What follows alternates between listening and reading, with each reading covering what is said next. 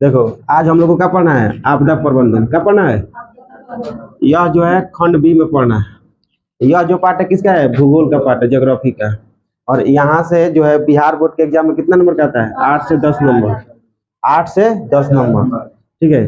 देखो यहाँ पर जो क्वेश्चन पूछेगा ना, ऑब्जेक्टिव पूछेगा 5 गो। ऑब्जेक्टिव कितना पूछेगा? 5 गो। और सब्जेक्टिव पूछना रहेगा तो 2 नंबरिया पूछेगा, 2 गो।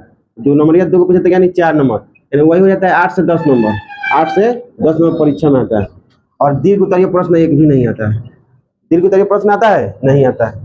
देखो इसके अंतर्गत हम लोग को जो है आपदा प्रबंधन के अंतर्गत जो चैप्टर है, इंपॉर्टेंट चैप्टर, यही सब पढ़ना है। जो भूगोल का किताब है उसके पीछे में इतना ही चैप्टर दिया गया है, ठीक है। और इसमें सबके बारे में बस कुछ नहीं पढ़ना है, बस परिभाषा पढ़ना है और एग्जाम्पल पढ़ना है, ठीक है। तो पहला चैप्टर कौन पढ़ना है? बाढ़। पहला कौन चैप्टर पढ़ना है? बाढ़। और दूसरा सुखाड़। तीसरा भूकंप। चौथा सुनामी। पांचवा हो गया चक्रवात। छठा जो हो गया भूस्खलन। छठा का हो गया भूस्खलन। और देखो सातवां हो गया हिमस्खलन। सातवां हो गया हिमस्खलन। आठवां हो गया मानव जाति आपदा। आठवां का हो गया मानव जनित आपदा। मानव मानव जनित आपदा। और हो गया आठवां हो गया रिएक्टर स्केल। आठवां का हो गया रिएक्टर स्केल। उसके बाद पढ़ना है मोबाइल के बारे में। मोबाइल हमारे लिए फायदा घट क्या है। उसके बाद पढ़ना है कृत्रिम जलाशय। उसके बाद क्या पढ़ना है? कृत्रिम जलाशय। उसके बाद पढ़ना है भूकंपीय तरंग। क्या पढ़ना है? भूकंपीय तरंग। उसके बाद पढ़ना है सिस्मोग्राफ। क्या पढ़ना है? सिस्मोग्राफ। उसके बाद पढ़ना है दूर संवेदी उपग्रह। उसके बाद क्या पढ़ना है? बांध। उसके बाद क्या पढ़ना है? नदी के बारे में, ठीक है। अब यहाँ पर हम लोग एक परिभाषा जान जाते हैं, आपदा क्या है। आपदा क्या है? देखो आपदा का मतलब होता है विपदा। विपदा का मतलब होता है समस्या।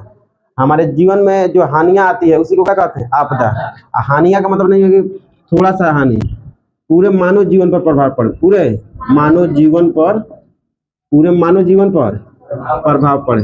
पूरे मानव जीवन पर प्रभाव पड़े। तो देखो यहाँ पर हम लोग जान जाते हैं आपदा क्या है। आपदा जो है वे घटनाएं होती है जिससे अधिक से अधिक लोगों पर क्या होता है? प्रभाव पड़ता है। वो घटना या तो प्राकृतिक हो सकती है, क्या हो सकती है? मानवीय हो सकती है।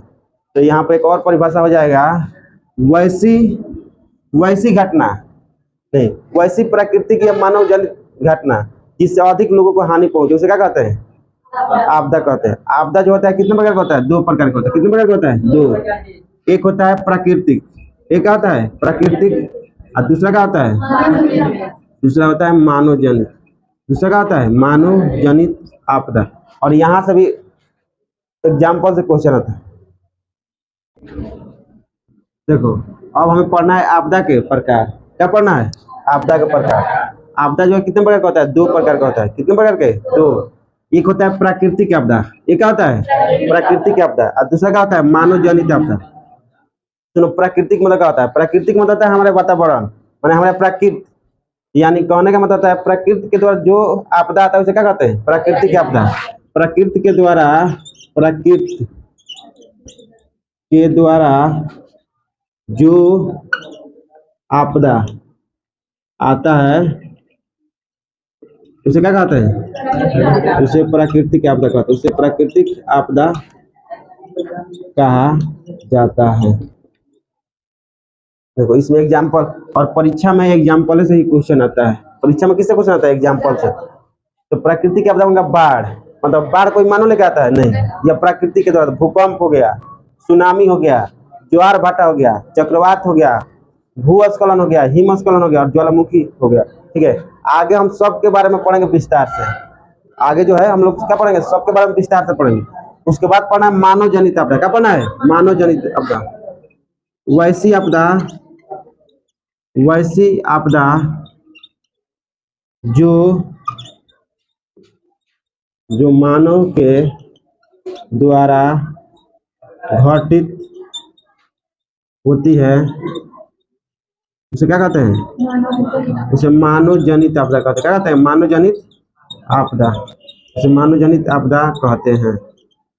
तो यहाँ पे एग्जाम्पल, आतंकवाद। मतलब आतंकवाद कौन फैलाता है? मानव। महामारी मानव। कोरोना मानव। पूछेगा फादर ऑफ कोरोना किसे कहा जाता है? चीन को। फादर ऑफ कोरोना चीन। उसके बाद अगर रेल दुर्घटना, सड़क दुर्घटना, जितना भी घटना होता है वो क्या है? मानव जनित आपदा। और परीक्षा में क्वेश्चन कैसे आता है यहाँ पर देख लो। देगा क्वेश्चन, निम्न में से कौन कौन मानव जनित आपदा है? ऑप्शन में रहेगा बाढ़, उसके बाद हो गया हिमस्खलन, उसके बाद हो जाएगा, उसके बाद क्या हो जाएगा आतंकवाद, उसके बाद आतंकवाद, घ नंबर में हो जाएगा ज्वालामुखी। क्या होगा यहाँ पर आंसर? आतंकवाद। क्या होगा? आतंकवाद। यानी परिभाषा याद रहेगा तो इसका ऑब्जेक्टिव क्वेश्चन आसानी से बन जाएगा। परिभाषा याद रहेगा तो याद होगा, बनेगा नहीं बनेगा प्रकार।